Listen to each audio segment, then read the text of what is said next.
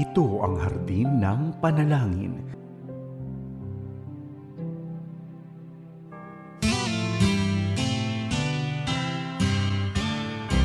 May harding mapananalanginan, doon si Jesus naghihintay.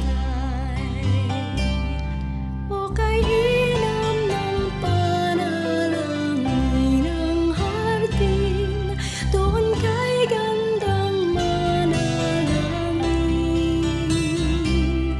Tayong natulog sa luklukan ng Diyos sa hardin ng pananalangin. Hopeful Saturday, kaagapay! Pabati namin sa iyo ngayong umaga ay pag-asa at pagpapala mula sa ating mabuti at mapagpalang Panginoon. Welcome sa programang Hardin ng Panalangin. Ialay natin kay Lord ang unang bahagi ng ating araw para manalangin at mag-aral ng kanyang mga salita. Makakasama mo ako sa loob ng kalahating oras sa ating prayer. Ito po si Pastor Ronald Llobrera at kami ay sumasa inyo dito po sa One Corporate Center, Ortigas, Pasig. Hatid pa rin ng 702 DZS FEBC Radio TV, Agapay ng Sambayanan. And we are also broadcasting sa Channel 185 ng Signal Cable sa tulong ng GCTV, sa Facebook Live at YouTube ng DZS at gayon din sa 702 DZS app.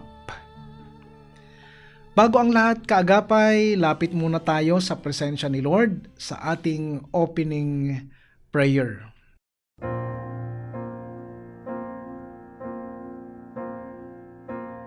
Panginoon, sa oras pong ito, patuloy namin kayong dinadakila, pinapupurihan at niluluwalhati. Maraming salamat po sa inyong kaloob na kalakasan, kaligtasan, kagalingan, Panginoon, na amin pong taglay ngayon.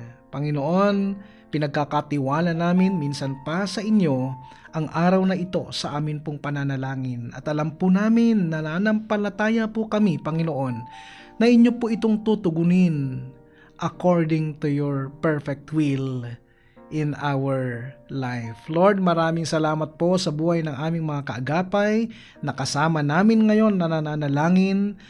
Pagpalain niyo po sila, ingatan niyo po sila, Panginoon. Kayo po ang maging sentro ng kanilang buhay, ng kanilang pamilya. At yung mga kaagapay namin na nasa trabaho, nasa eskwelahan, Panginoon, yung iba nagnenegosyo, pagpalain niyo sila at ingatan. Makauwi sila ng ligtas sa kanilang mga tahanan. Maraming salamat po, Panginoon. Kayo po ang aming Ama na kahit anong oras pwede namin lapitan. Kayo ay nananatiling tapat kahit pa sa pabago-bagong panahon at pabago-bagong pag-uugali ng tao. Panginoon, hindi po kayo nagbabago. Maraming salamat po. Ito po ang aming dalangin sa pangalan ni Jesus. Amen.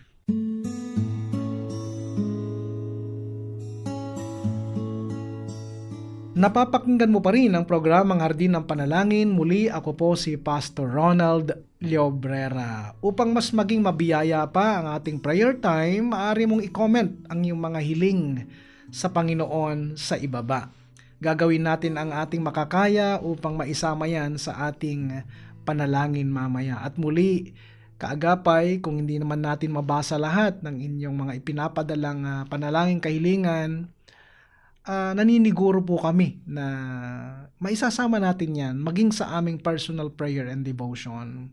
At kilala tayo lahat ng Panginoon.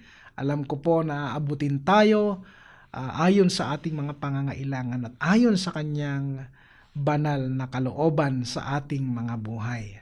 At kung sakali naman, kaagapay na sinagot na po ng Panginoon ang inyong mga prayer request, pasalamatan din natin siya. Ipadala nyo po ang inyong mensahe ng pasasalamat sa amin upang maipagpasalamat nating sama-sama sa ating Panginoon. At para sa ating pag-aaral ng salita ng Panginoon ngayon, pagbulay-bulayan natin, samahan mo ako, kaagapay.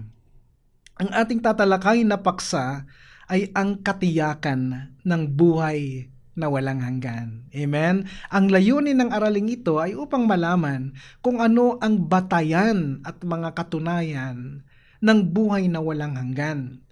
Maraming mga tao ang nagsasabi na hindi tayo makatitiyak ng buhay na walang hanggan, kundi pagkatapos na tayo ay mamatay.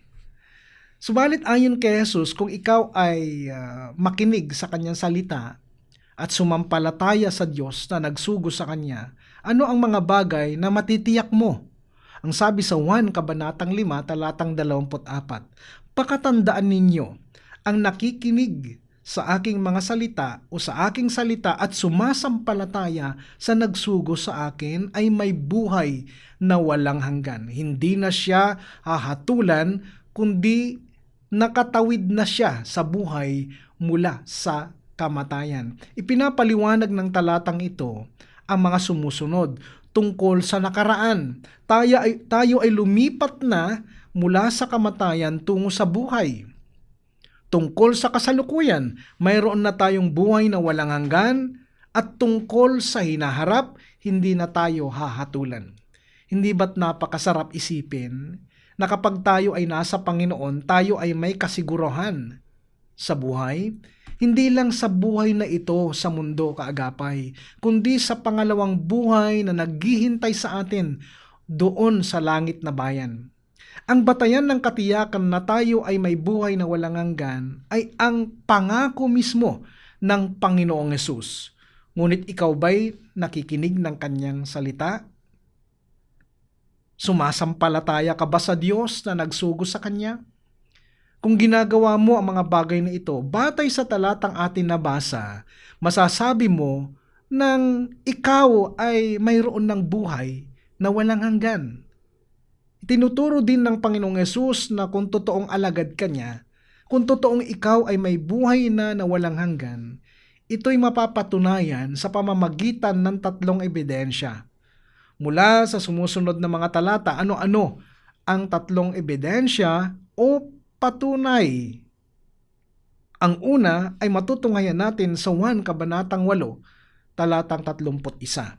Sinabi naman ni Jesus sa mga Hudyong naniniwala sa Kanya, kung patuloy kayong susunod sa aking turo, kayo nga'y tunay na mga alagad ko. Amen? Ang pangalawa ay matutunghayan natin sa 1 Kabanatang 13, sa mga talatang 34 hanggang 35. Isang bagong utos ang ibinibigay ko sa inyo ngayon. Magmahalan kayo kung paano ko kayo minahal, gayon din naman magmahalan kayo.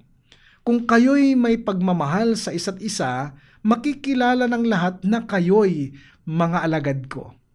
At ang pangatlo, kaagapay, ay matutunghayan sa 1 Kabanatang 15, talatang 8. Napaparangalan ang aking Ama kung kayo'y masaganang nagbubunga, at sa gayon, kayo'y magiging mga alagad ko.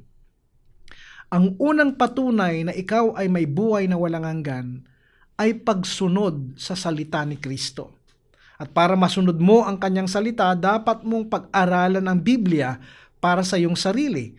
At dapat ka rin dumalo sa pag-aaral ng Biblia kasama ng ibang mga mananampalataya.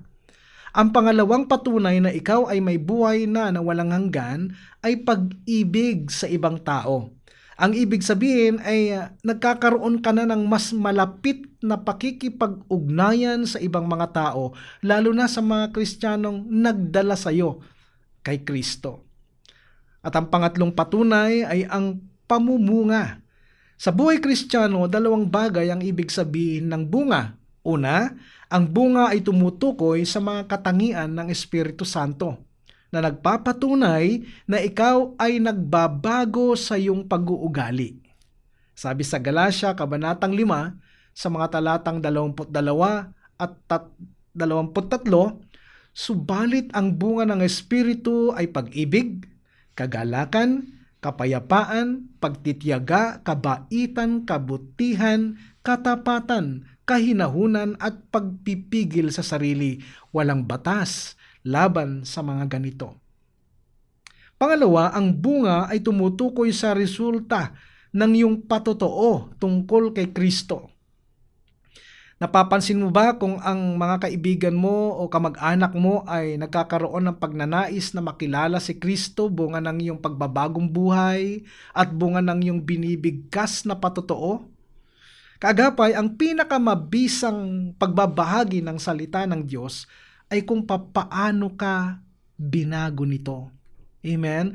Madalas ang tinitignan ng tao ay ang ating patotoo. At minsan kahit hindi pa tayo nagsasalita, tila bagang nangungusap na sa kanila ang Panginoon sa pamamagitan ng ating pamumuhay. Ang bunga ay hindi galing sa ating makataong pagsusumikap, kundi ito'y resulta ng mas malapit na relasyon kay Kristo. Anong sabi ng Panginoon sa 1 Kabanatang 15, talatang 5, "Ako ang puno ng ubas at kayo ang mga sanga. Ang nananatili sa akin at ako sa kanya, ang siyang nagbubunga ng sagana, sapagkat wala kayong magagawa kung kayo'y hiwalay sa akin."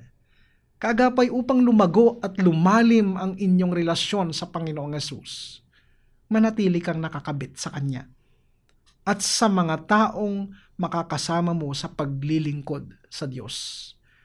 Napakasarap mabuhay ng may katiyakan sa mundong ito. At sa kabilang banda, lubhang napakahirap ang mabuhay na tila bagang suntok sa buwan. Maraming pagkakataon na parang nakahinto ang buhay natin at ang hirap magpatuloy. Nagpapatunay lamang na ang buhay na malayo sa Diyos ay walang kagalakan at naaapektuhan nito ang ating pagpapatuloy tungo sa katagumpayan. Subalit kaagapay, laging may paraan ang Diyos sa suliranin na ito ng tao. Ang tayo ay magpatuloy kasama ng Panginoong Hesus na nagsasabing, "Hindi kita iiwan, hindi kita pababayaan." Manatili tayo na nakadugtong o konektado sa ating Panginoon at malalaman mo, mararanasan mo ang Kanyang pag-ibig, ang Kanyang biyaya sa iyong buhay. Sa Diyos ang papuri.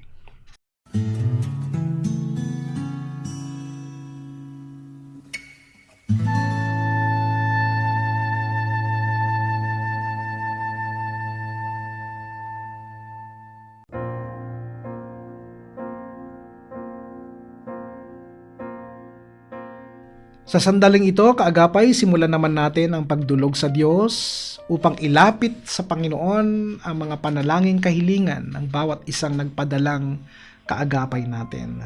Halika, tayo ay manalangin. Panginoon, sa oras mong ito, muli kami ay lumalapit sa inyo, nagpapakumbaba.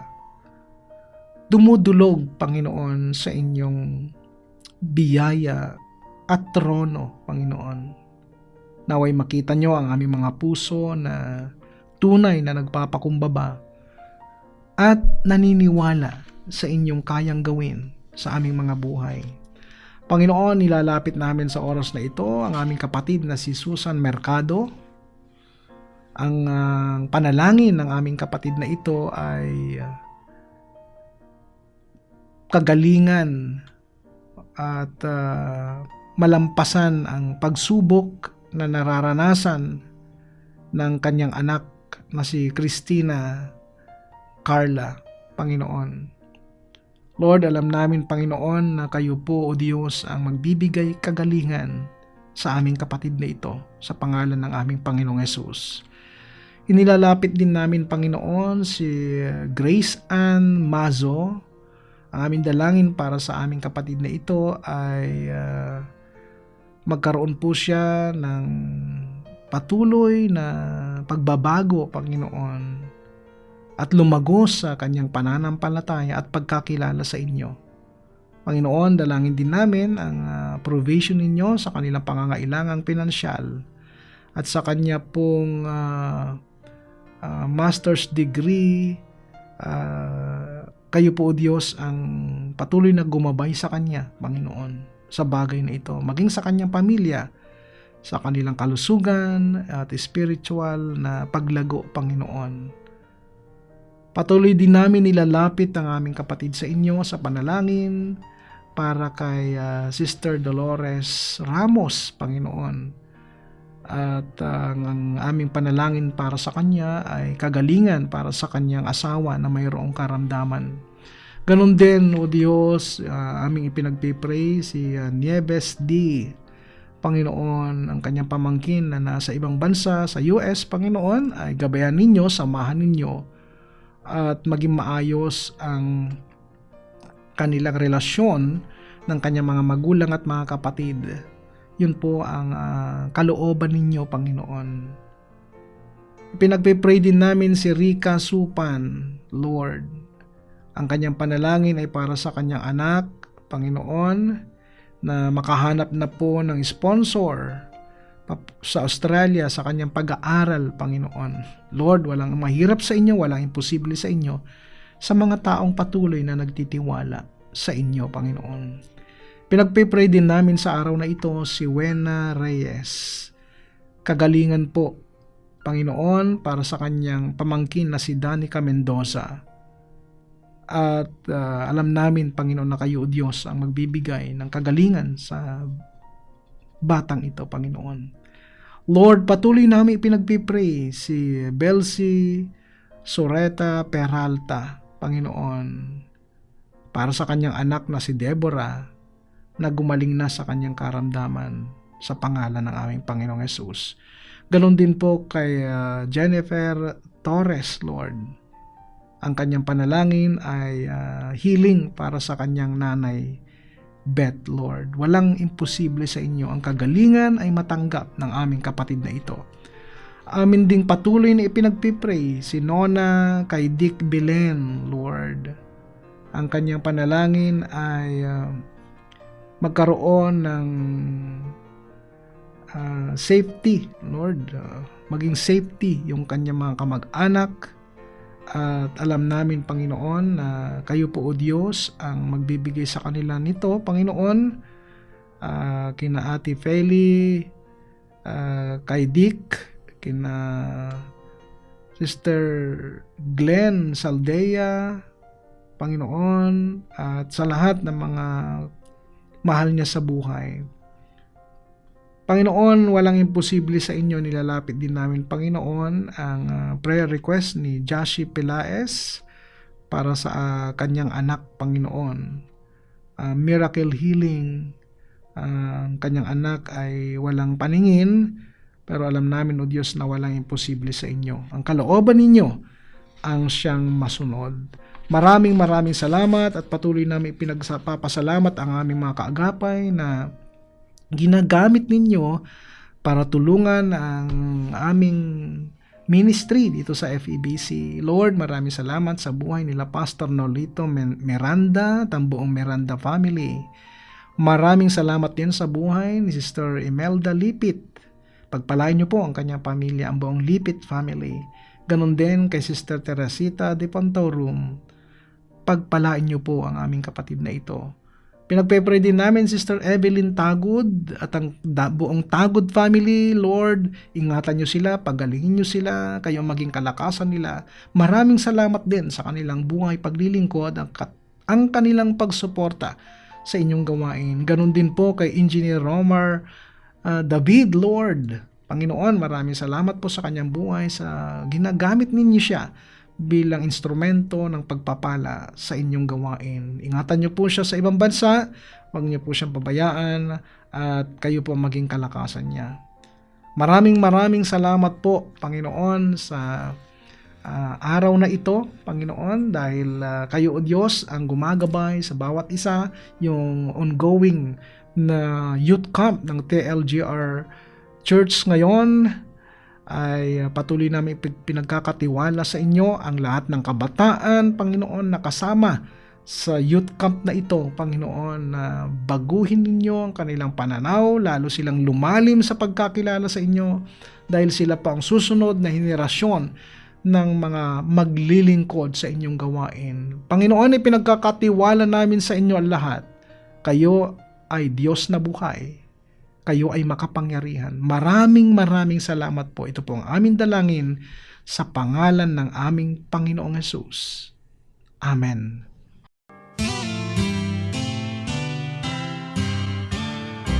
May harding mapanalangin Mga kaagapay, magkarinigan muli tayo mula Biyernes hanggang Linggo sa radyo, online at dito sa Channel 185 sa Signal at sa pakikipagtulungan ng GCTV. Muli, para sa Hardin ng Panalangin, ako po si Pastor Ronald Llobrera na nagpapaalalang ang Kristiyanong namumuhay ng tapat ay sapat sa lahat ng bagay. Kaagapay, patuloy tayong maging tapat sa Diyos at ang Diyos ay hindi magkukulang. Pagpalain ka ng Panginoong Hesus. Nang lumapit sa